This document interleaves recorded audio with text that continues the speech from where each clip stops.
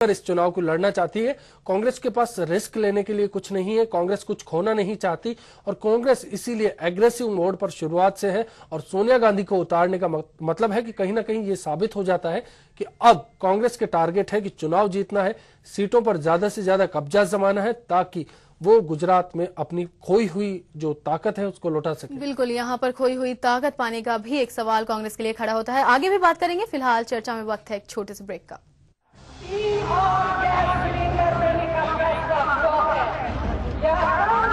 गुजरात में क्यों नहीं हुआ? अपना काम ढूंढ कर गोलियां चलाई जाती है।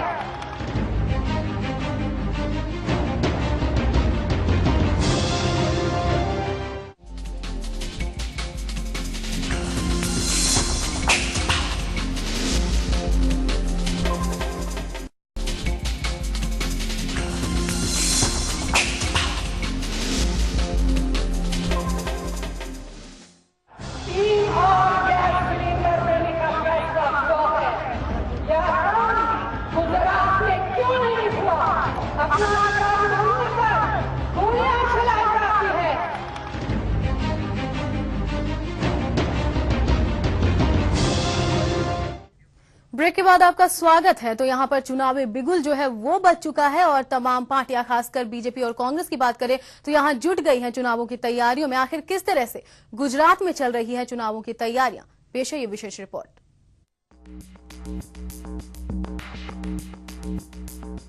मुख्य चुनाव आयुक्त वीएस संपत ने आज गुजरात और हिमाचल प्रदेश में विधानसभा चुनावों की तारीख का ऐलान कर दिया। गुजरात में 2 चरणों में 13 और 17 दिसंबर को वोट डाले जाने हैं। इस बीच कांग्रेस अध्यक्ष सोनिया गांधी ने आज से गुजरात में पार्टी के चुनाव अभियान का आगाज कर दिया। राजकोट से सोनिया ने नरेंद्र मोदी के गढ़ में सेंधमारी की शुरुआत की है। गौरतलब है कि राजकोट ही वो जगह है जहां की एक सभा में मोदी ने सोनिया गांधी के इलाज और विदेश दौरे के खर्च को लेकर कांग्रेस पर कड़ा प्रहार करने की कोशिश की थी। ऐसे में सोनिया की इस जनसभा के राजकोट से शुरुआत होने के कई मायने हैं। इससे पहले भी मोदी ने राहुल गांधी पर सीधा निशाना साधा था और गुजरात आकर चुनाव मैदान में प्रचार की चुनौती दी थी। ऐसे दौर में कांग्रेस ज्यादा कुछ नहीं कर पाई थी, लेकिन इस बार जब सोनिया को निशाने पर लिया गया तो कांग्रेस ने भी करारा जवाब देने की तैयारी की और सोनिया के साथ ही अपने प्रचार अभियान का आगाज किया।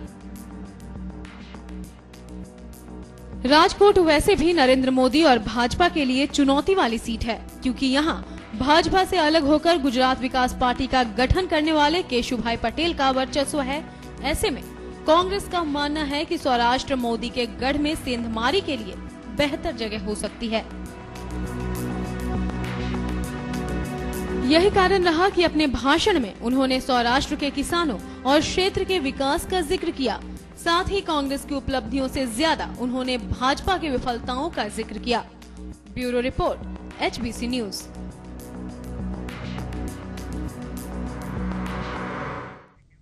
तो आपने देखा कि आखिर किस तरह से बीजेपी और कांग्रेस दोनों ही चुनावी तैयारियों में लग गई है। अश्विनी, यहाँ पर देखिए जैसे कि नरेंद्र मोदी एक दिग्गज खिलाड़ी माने जाते हैं, लेकिन यहाँ जो उन्होंने मोहरा फेंका सीधे कांग्रेस अध्यक्षा सोनिया गांधी पर वार किया, क्या उनका ये मोदी का मोहरा क्या काम में आता दिख रहा है आपको, या खुद मोदी यहाँ पर बैकफुट पर दिखते हैं? बिल्कुल, जैसा अभी ब्रेक पर जाने से पहले प्रताप जी से बात हुई, भ्रष्टाचार इस वक्त देश का सबसे बड़ा मुद्दा है। आंदोलन जब अन्ना ने किया उसके बाद ये आग थी जो और भड़क गई।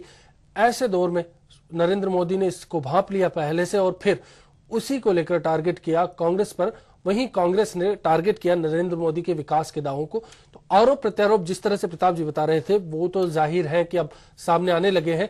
दोनों का जो एजेंडा है वो कहीं ना कहीं एक दूसरे की नीतियों को टारगेट करना है, एक दूसरे के जो कमजोर पक्ष है वही चोट करना है, और जो पुरानी बातें हैं, पुराने जो मसले हैं वो कहीं ना कहीं अब दूर नजर आते हैं। और सबसे बड़ा सवाल है कि नरेंद्र मोदी ने टारगेट उस मसले को किया है, उस विषय को किया है जिसको लेकर पहले से कांग्रेस बैकफुट पर है। भ्रष्टाचार वो बड़ा सवाल है जिसको लेकर कांग्रेस को वहां घेरने की कोशिश की है, जिस सवाल पर कांग्रेस कहीं ना कहीं केंद्र में भी घिरी है। बिल्कुल। तो बीजेपी खासकर नरेंद्र मोदी ने उस पॉइंट को उठाया जहां कांग्रेस गिरी है केंद्र में भी, वहीं कांग्रेस ने उस जगह को चुना जहां पर बीजेपी अभी कुछ उन्हें ढीली ढाली दिखाई पड़ती है। तो कुल मिला जुलाकर जो चुनाव की तैयारियां यहां देख सकते हैं, दोनों पार्टियों ने जोर शोर से की है, लेकिन पल्ला अगर हम यहां देखें तो फिलहाल किसका भारी दिखता है? देखिए, पलड़ा अगर भारी करने की बात की जाए तो अभी कुछ तय नहीं कहा जा सकता, क्योंकि शुरुआत है। समीकरण रोज बदलेंगे, रोज पार्टियों के एजेंडे जिस तरह से सामने आएंगे, एक के बाद एक आरोप आएंगे, नए नए खुलासे होंगे। कांग्रेस कुछ बचा कर रखेगी चुनाव के लिए, चुनाव से ठीक पहले वो चीजें सामने आएगी। तो भाजपा की जहां तक बात है तो भाजपा भ्रष्टाचार के नए सिरे से आरोप गढ़ेगी, और भाजपा ने कहीं ना कहीं उस चीज को शुरू कर दिया है कि उनका टारगेट कांग्रेस का आलाकमान होगा नरेंद्र मोदी का, क्योंकि चेहरा नरेंद्र मोदी है, भाजपा नरेंद्र मोदी है गुजरात में, और भाजपा की पहचान नरेंद्र मोदी के रूप में है। उस विषय को लेकर, और सबसे बड़ा है रोल फैक्टर वो रहेगा केशु भाई पटेल का। आखिर केशु भाई पटेल कितना बड़ा डैमेज भाजपा को कर सकते हैं, कांग्रेस की नीतियां शायद कहीं ना कहीं उसके मुताबिक ही बने। बिल्कुल। तो यहाँ पर जब देखने वाली बात होगी कि आखिर ये जो पूरा माजरा है वो क्या रंग लाता है। तो यहाँ पर चुनावी बिगुल के साथ ही सभी पार्टियां मैदान जंग में कूद गई हैं, और खासकर जो भाजपा और कांग्रेस के बीच में जो चुनावी जंग है वो देखने लायक होगा, और दिलचस्प ये बात होगी कि आखिर किसका कौन सा हथकंडा यहाँ पर काम आ जाए।